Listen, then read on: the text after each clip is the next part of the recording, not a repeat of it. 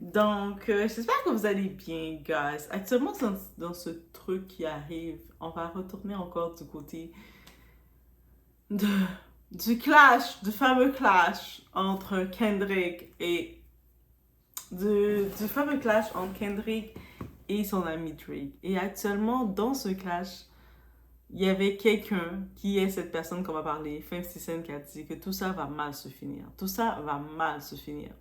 Et puis avec les événements qui ont lieu maintenant, en effet, ça va mal se finir. Et j'ai bien peur que une personne au-delà de ce clash va être victime. On a pu voir, il y a déjà des victimes physiques qui est Rick Ross, mais ça risque encore plus d'aller très loin. Très loin. On est chez la Doa, it's about everything.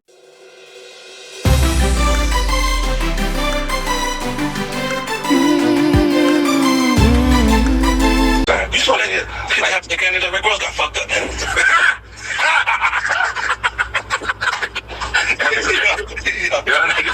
All his bodyguards need to resign. They failed the number one thing. They ain't got nobody body. It's who they own. I mean, that nigga just stayed there that bitch and kept letting Just ain't right. something ain't right. Something just ain't right.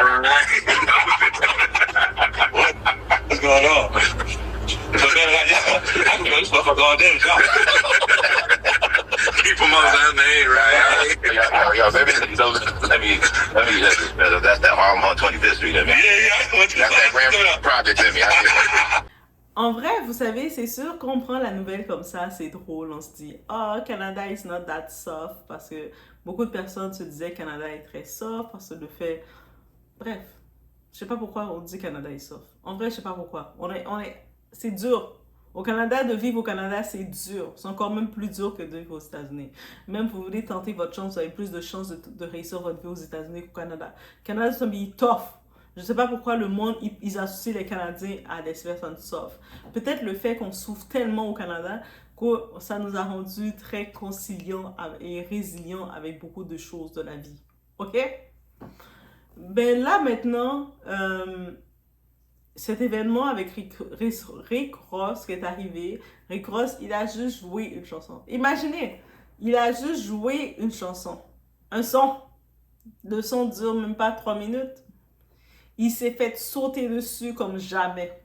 Son équipe, là, ils ont reçu toutes les couleurs canadiennes. Notre drapeau, c'est rouge et blanc. Ils ont reçu toutes les couleurs. Ils ont vu l'arc-en-ciel. Parce que le groupe qui les ont sauté dessus, ils ont dit on se venge sur nos taxes. On se venge sur l'inflation. On se venge sur tout. Ils se sont vengés sur lui. Que ce soit des fans ou pas des fans, ils se sont vengés. Et là, maintenant, on sait que les Américains, est-ce qu'ils vont accepter ça? Non. Non. Ils ne vont pas accepter ça. Même venant des Canadiens qui sont réputés pour les petits cousins des Américains. On est réputés pour les petits cousins tranquilles des Américains. Vous savez, quand il y a des enfants, il y a le petit cousin téméraire qui est un petit peu à l'avant et le petit cousin tranquille. Nous, les Canadiens, on était réputés pour les petits cousins tranquilles des Américains. Ceux qui sont pas dans les problèmes. Mais ça a changé. On est la nouvelle génération des Canadiens. On est à bout.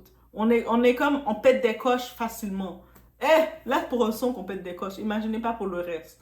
Donc, maintenant, cet événement-là, ça va ouvrir d'autres portes à cette situation. Drake, il a des dates, les prochaines dates de Drake ou les prochaines performances qu'il va faire, il va devoir mettre encore plus de sécurité. Parce que ça va être chaud pour lui. Ça va être très chaud pour lui. Et puis, le monde va se reprendre sur lui. Suite, on sait que le 4 juillet, c'est là que Kendrick Lamar, il a sorti son son, qui est symbolique. Là, maintenant, Drake, il est en train de travailler sur sa réponse, j'imagine. Mais en travaillant sur sa réponse, il va peut-être avoir l'aide de son mentor, de son daddy, de son parrain, qui est Lil Wayne. Et bref, il y a d'autres artistes qui vont venir aussi aider et qui ont montré... Il y a d'autres artistes dans le rap qui ont montré leur soutien à Kendrick, dont Dr. Dre. On sait qui est Dr. Dre. Guys, vous connaissez le hip-hop. Si vous ne connaissez pas le hip-hop, allez regarder les films. Allez regarder NWA. Allez regarder Dr. Dre, c'est qui. Donc, c'est Dr. Dre qui est mentor avec Eminem, 50 Cent. Dr. Dre, il est dans la même classe que... C'est Dr. Dre, Eminem Eminem, 50 Cent, c'est eux autres. Ça veut dire que Kendrick Lamar, il a le respect, il a reçu un peace out de eux autres. Ça représente beaucoup. Donc, les Américains, ils ont vu ça, qu'on aime, qu'on n'aime pas Rick Ross. Oui, certaines personnes vont dire, ah, mais en même temps, Rick Ross se prenait pour qui de mettre ce son-là? Moi, honnêtement, j'écoute le son et puis je suis pas sensible plus que ça, là. J'aurais écouté le son, j'aurais fait... Pop, pop, pop. Jusqu'à maintenant, je l'écoute, guys. Donc, le son était bien fait. Kendrick Lamar, c'est un génie musical. Oui, c'est pas les personnes les plus populaires. Oui, on regarde Kendrick, c'est un génie musical, un artiste. Et puis, on a Drake, c'est un commercial. C'est un rappeur très commercial aussi. Il est très populaire mondialement, donc beaucoup de gens vont s'identifier à Drake parce que ses sons, c'est facile d'accès, c'est facile à comprendre, c'est A, B, C, D, D, E, F, G, c'est facile à comprendre les lettres d'alphabet. Donc, c'est très simple à comprendre. Donc, les deux, ils sont forts à leur niveau, mais c'était un clash inattendu qui s'est fait. Mais ce clash-là va mal se terminer parce qu'ils sont rentrés trop dans l'émotionnel, dans le personnel. Pas dans l'émotionnel, seulement dans le personnel. Drake, il s'est attaqué à la femme de Kendrick. Il a même pris son dernier clash Euphoria. Il a attaqué la femme, là. Il attaquait sa femme, la mère de ses enfants. Puis en plus, la femme de Kendrick Lamar, contrairement au rappeur américain, c'est sa day one, là. C'est sa femme qu'il connaît depuis le high school. Donc, c'est sa vraie love, sweetheart. Et il commence à s'attaquer à cette femme. Il a même voulu s'attaquer à cette femme. Il a pris des modèles, des figurantes qui ressemblent à cette femme pour se moquer d'elle, créer des histoires. Donc, c'est-à-dire, en faisant ça, Drake, le clash, dès qu'il est rentré dans cette ligne-là, c'est pour ça que c'est rentré loin. Là, Drake est rentré dans le côté de dire que, hey, toi, Drake, là, avec toutes les petites filles que t'as plein de rapports, que t'es très proche des petites mineures, là. Toi, là, t'es un danger aussi. Et ça veut dire que c'est plus un petit clash. Et dès que les clashs sont loin, il risque d'y avoir quelque chose. On est déjà en 2024, là, c'est l'année des expos, mais c'est l'année des pétages de coche. C'est l'année qu'on pète nos coches maintenant directement parce qu'on a trop souffert. Et là, le truc avec Rick Ross qui s'est passé, c'est sûr que là, il n'était pas chez lui, il était au Canada. Et puis, il faut comprendre, il y a beaucoup d'artistes qui ne vont pas au Canada pour ça. Parce que le Canada, là, on est spécial. Okay? On est très spécial. Si vous êtes un artiste, quelqu'un, vous venez au Canada, et ça s'est bien passé pour vous, dites merci à... Mon Dieu, merci, vous m'avez béni. Parce qu'au Canada, habituellement, tous les événements se passent mal. Surtout du côté de l'Est, hein, du côté de Québec, ça se passe mal. Il y a des artistes qui boycottent le Québec directement. Je vous dis ça, je vous dis, c'est la vérité. Là, maintenant... Ils sont allés jusque dans l'ouest. Ils sont allés à Vancouver. Et ça se passe aussi. Pour un son. Je me dis à quel point Vancouver était pété comme ça pour Drake. C'est-à-dire que vous êtes tellement sensible pour Drake. Oui, je peux comprendre que le son, t'es fan de Drake, tu peux faire ah, il s'est fait avoir. Mais à quel point t'es sensible pour lui que tu vas faire ça, te battre pour lui. Moi, je serais sensible pour Justin Bieber. Même à ça, on clasherait Justin Bieber. J'ai juste fait peut-être, c'est ça le problème. Je suis pas fanatique. Quand t'es pas fanatique, tu vas pas des états comme ça. Mais les fanatiques, eux autres sont débiles. Ils ont pas de cerveau. Ils sont comme détraqués. Ils vont faire des choses comme ça. Mais là, ça risque de causer problème. Drake, maintenant, là, ses prochaines performances aux États-Unis, est-ce que vous pensez qu'il va le faire normalement? Est-ce que même quand il va sortir son nouveau son, il sait que son public cible, c'est aux États-Unis? Est-ce qu'il va pouvoir le faire? Ça va sortir à l'aise maintenant? Sachant qu'est-ce que le Canada a fait. Parce que là, ils associent le Canada, ils associent pas Drake à attaquer Rick Ross. Il dit, Rick Ross s'est fait attaquer par le Canada. Et ça va aller mal là. Là, Drake, il comprend pas à cause de ses fanatiques. Je pense que c'est pour ça que Drake, il devrait prendre plus, au lieu de parler à ses fans féminines, il devrait prendre le temps de parler à ses fans, comme Nicki Minaj a fait, comme beaucoup de Chris Brown fait, et dire à ses fans, yo, mes fanatiques, je sais que vous m'aimez, on est au Canada, on est ensemble, mais calmez-vous, man. Allez boire de l'eau, là, calmez-vous, vous exagérez pas. Parce que là, le type, là, Kendrick Lamar, sa base vient de Compton. Compton! Straight out of Compton. Il vient de Compton, là, le quartier chaud des États-Unis. Et puis, ils sont très fiers. C'est-à-dire que même si le monde n'aimait pas Kendrick Lamar, juste le fait de voir ce que le Canada a fait à un artiste de Miami, parce que Rick Ross vient de Miami, c'est un gros quartier chaud aussi. Et puis, il est quand même une personnalité, il fait beaucoup d'investissements, il fait beaucoup de placements. Eux autres, ils vont le prendre comme US vs Canada. Ça va pas juste être un match amical comme la NBA font. Ça va pas être un match amical. Ça va être un match sauvage.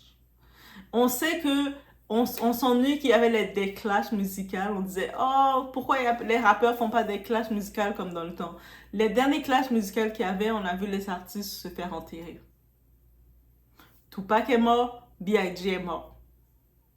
Et d'amener un clash musical comme le clash de Kendrick à Drake dans un événement physique comme ça, il risque d'avoir un des deux parties qui va se faire enterrer. C'est aussi triste, c'est aussi drastique à dire, mais c'est tellement ça. Et les fanatiques, eux autres sont bêtes, ils sont détraqués, ils ne réalisent pas qu'est-ce qu'ils viennent de créer. Les Américains, là, ils sont à un autre niveau. Déjà, nous, les Canadiens, on est devenus craqués. Mais les Américains, eux autres, ils étaient déjà craqués. Maintenant, ils vont être encore plus craqués de ce qu'ils étaient craqués. Là, Drake, il est dans le territoire américain. Il fait son argent là-dedans. C'est pas au Canada que Drake fait sa richesse. C'est aux États-Unis qu'il fait sa richesse. Là, les Américains vont dire, ah oui, on envoie nos artistes chez vous et puis nos artistes se font attaquer, mais vos artistes vont voir leur son chez nous. Vos artistes vont payer leur son, on va ouvrir leur veine chez nous. Et ça risque de s'en aller comme ça. OK? Donc, don't play with les Américains, n'est-ce pas là? Ils sont très rancuniers comme peuple. Autant qu'on peut parler, oh, les États-Unis, c'est le American Dream, American Dream, American Dream. Oui. À un certain niveau, c'est American Dream, mais il faut aussi être conscient que le American Dream a un certain sens qui réclame. Et on n'est pas prêt à réveiller la bête chez eux. Je pense qu'ils sont réveillés là. Ils sont déjà à cran. Ils sont à cran ils sont en période d'élection. Il y a plein de choses qui arrivent chez eux. Ils sont à cran. Ils sont énervés là. Ils sont déjà énervés. Des petites bouteilles comme ça de son, ça va les faire péter. Ils vont faire Ils peuvent péter pour ça. Déjà, les Américains, j'entends des true crime. Il y avait une femme qui avait enlevé la vie complètement d'une caissière dans un fast-food parce que la caissière n'avait pas mis assez de sauce pour ses McNuggets, pour ses petites croquettes là de poulet. Imagine cet état d'esprit qu'ils sont. Tu m'as pas mis assez de sauce pour mes McNuggets. Toi, tu t'es pris pour qui? Proud! C'est terminé.